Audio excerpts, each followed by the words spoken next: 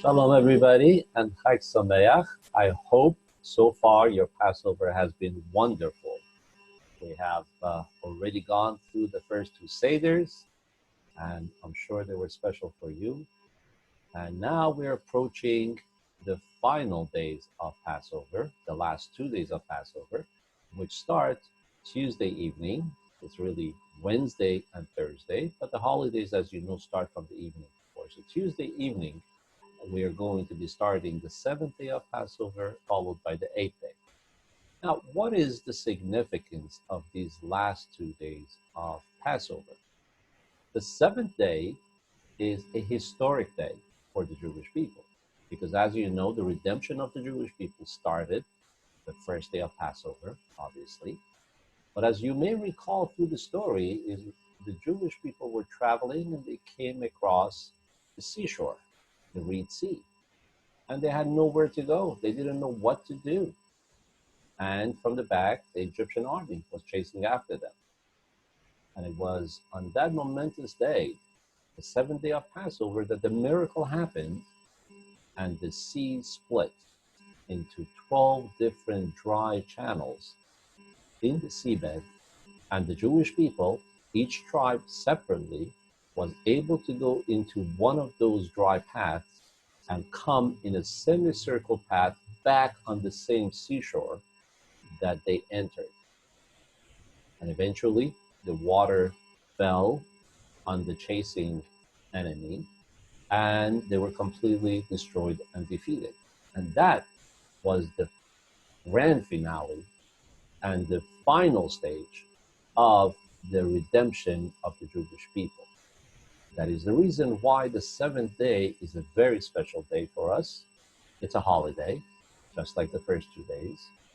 And when we do read the Torah, unfortunately this year, things are a bit different, but normally we would read the Torah portion that talks about the splitting of the Red Sea and going into the sea and coming back up on the seashore. Then we come across the final day of Passover, the 8th day. The 8th day has a few important things going for it. First of all, as you may recall, is the day of Yizkor. It's the day where we typically, 4 times a year, everyone goes to the synagogue to say Yizkor Memorial Services for the loved ones. This year it's a bit challenging, but that would normally happen on the 8th day. So what are we going to do this year for Yizkor Memorial Services? So there are 2 things that you will be able to do. First of all, even though there is no minyan, and we unfortunately can't gather together, but nonetheless, I will be in the synagogue by myself, praying on the 8th day. And when it comes time to Yizkor, I will be saying the Yizkor Memorial Services in the presence of the Ark and the Torah. Now, normally that is the best setup, to be with a quorum, with a minyan, in the synagogue, in the presence of the Torah, when the Yizkor Memorial Services are said for our loved ones. This year, given the fact that we cannot be doing that and everyone is in their homes, you have 2 things available for you to do. First of all, you can email back to me the names of the loved ones that you want to be mentioned for Yizkor Memorial Services, so that I could make sure that in front of the Ark and the Torahs, I will be able to mention them.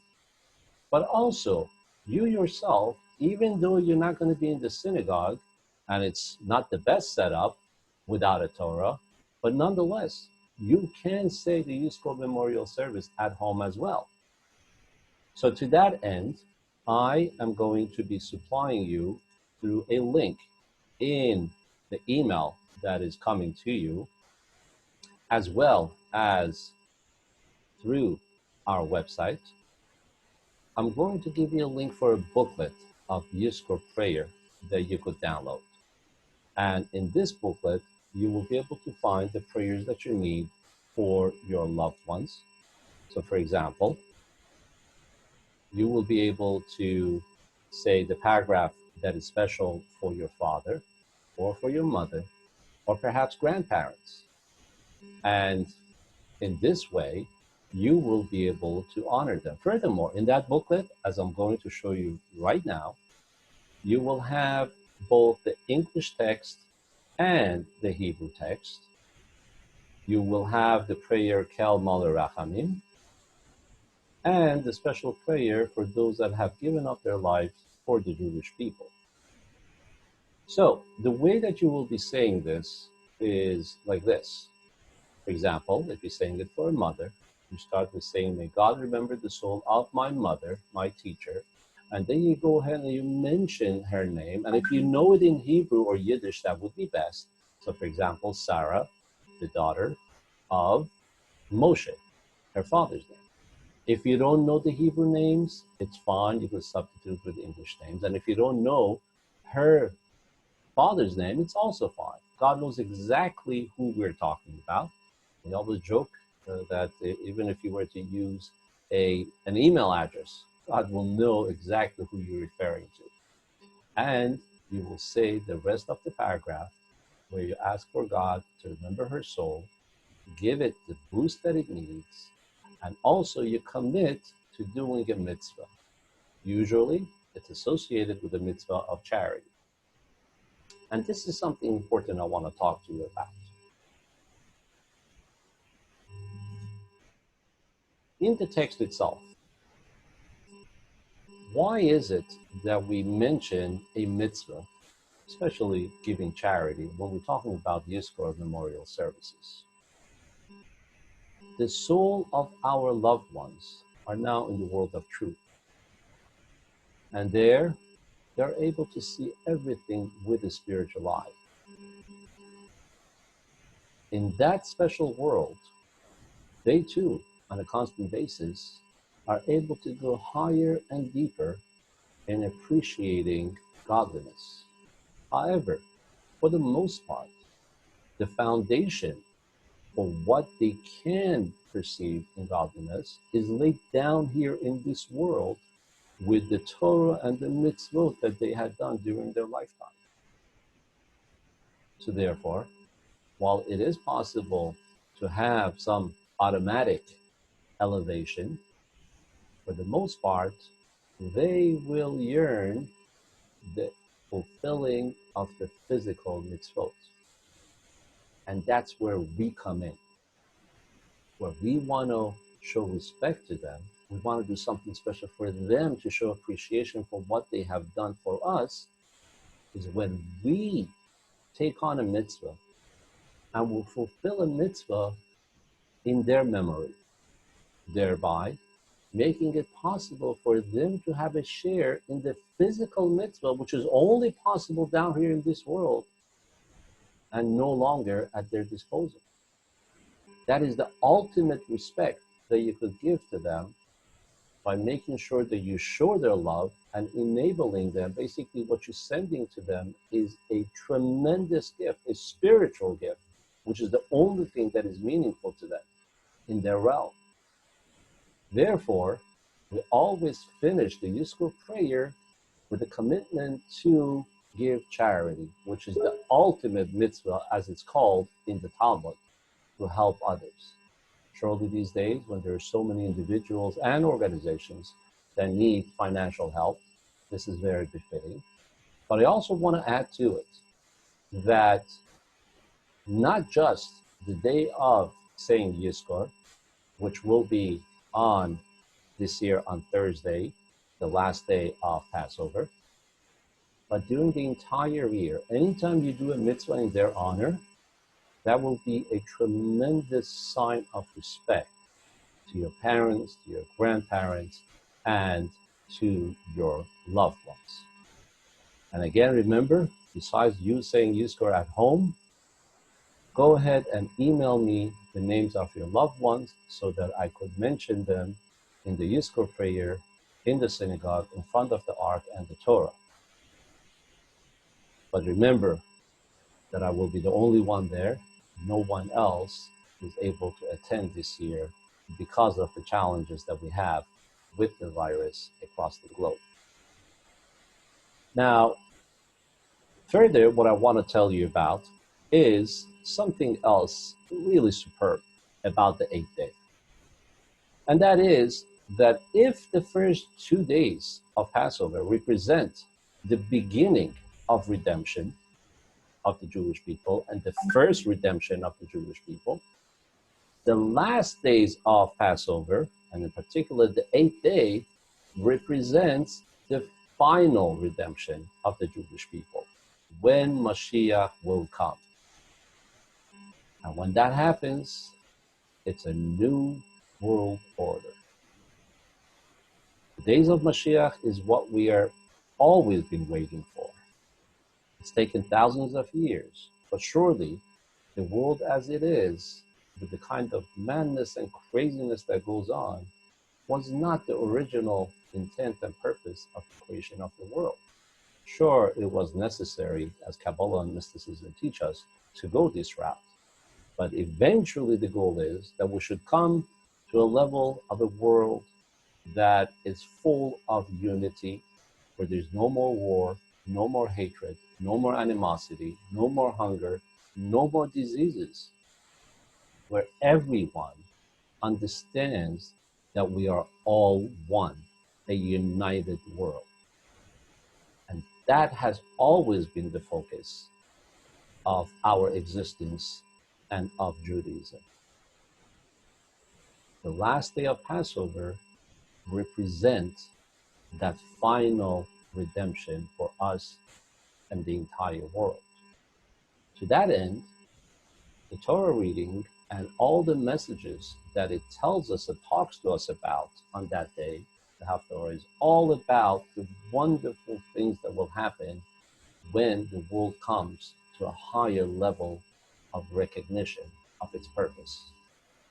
Therefore, it's an ancient custom, as it was introduced by the holy Baal Shem Tov, the mystic and the Hasidic master, to have a meal in honor of Mashiach on the last day.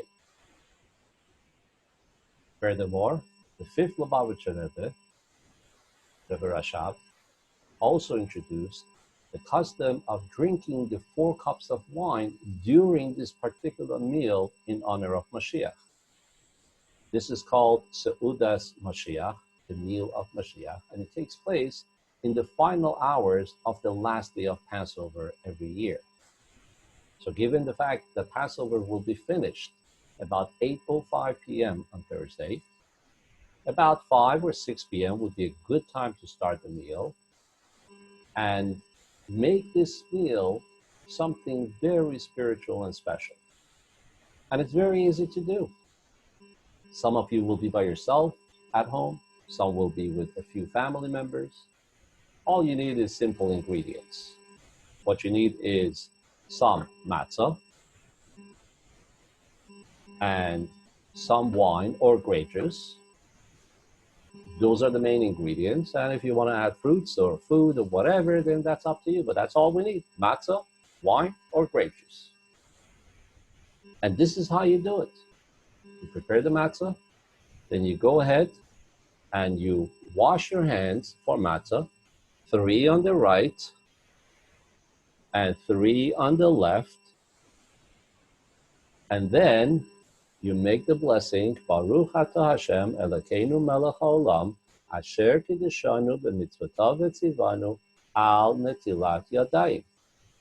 Then you make a blessing on the matzah. Baruch Atah Hashem Elokeinu melech haolam, hamotzi lechem min haaretz. And crunch. You start the meal. Then, as you are busy eating, you also get yourself a cup and some wine or grape juice.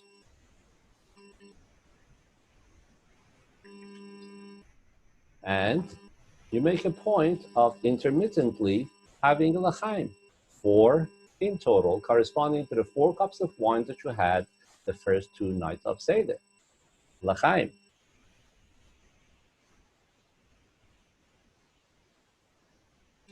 And then you do some singing. Could be any Jewish song that you love or you remember or has meaning to you. It could even be, Am Yisrael, have no fear, Moshiach will be here this year. Am Yisrael, have no fear, Moshiach will be here this year. We want Moshiach now, we want Moshiach now, we want Moshiach now, we don't want to wait. We want Moshiach now, we want Moshiach now, we want Moshiach now, we don't want to wait. Or other songs that you remember? Oseh Shalom Dimromav, or David Melech Israel, right? Simon Tev, Mazel Tev, Mazel Tev, Simon Tev, all the beautiful songs that you know. Sing a song, have a l'chaim, eat some matzah, and also try to think about the importance of the day, a day dedicated to Mashiach and the final redemption. In the link that I'm going to provide to you on our website and in the email, I will also have a document that has some interesting reading for you. You could read up during this meal. It will elevate you to a whole different level. And this is simply how you could fulfill this beautiful mitzvah as well for the final day of Passover. So remember, first of all, don't forget to light candles on starting on Tuesday evening. Anytime after 7:07 p.m., you light the candles for the first night of Yom Tov, and you make two blessings. The first one is Baruch Atah Hashem Elokeinu Melech Haolam Asher Kiddushanu B'Mitzvotav V'Tzivanu Lahadlik Ner Shel Yom Tov. And the second blessing is Baruch Atah Hashem Elokeinu Melech Haolam Shehechiyanu V'Kiyamanu V'Higianu Lizman Hazeh. Then on Wednesday night, for the second night of this series of Yom Tov, you also light candles, but that time you will only say one blessing. The first blessing, which is to light the candles for Yom Tov. And with bringing light into this world through the physical light of the candles and the spiritual light of your mitzvahs, be it the mitzvahs of Yizkor, and taking on new mitzvahs in honor of your loved ones. And the final day of Passover, which is included in it, the meal of Mashiach, we are sure to succeed and put an end to all the craziness that is going on in the world. Everyone is now ready and used to sudden changes. So let's have a good sudden change. Let's have the world get lifted up to an unbelievable level of unity, of godliness, of purity, where the true purpose of our souls could all be revealed. I wish you all a Chag Sameach and a good Yom Tov.